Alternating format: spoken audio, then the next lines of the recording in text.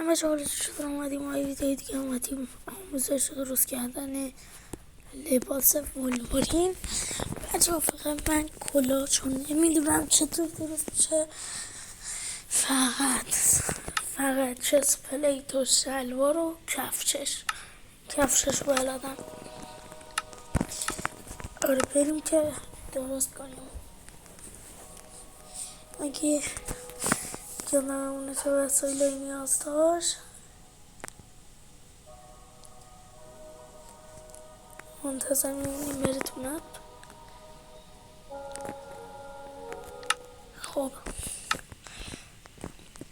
بچه ما نیاز داریم به این طلا چسپلیت شلوار طلا و کفش ندرایتی. خب حالا میریم پایین اینجا. خب حالا که ما رفتیم پایین ما اینو میزنیم.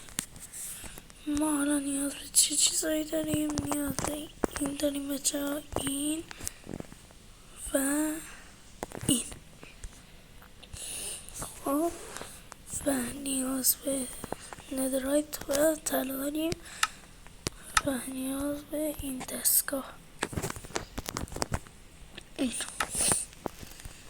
خوش این ما برمیداریم. خب اینو ما میزنیم اینجا، اینو میزنیم اینجا و اینجا فکر کنم باید ندرایت بذاریم. بعد خب حالا اینجا هم باید ندرایت بذاریم، اما اینجا باید طلا بذاریم.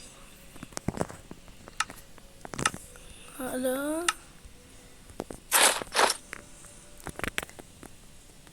اینم از این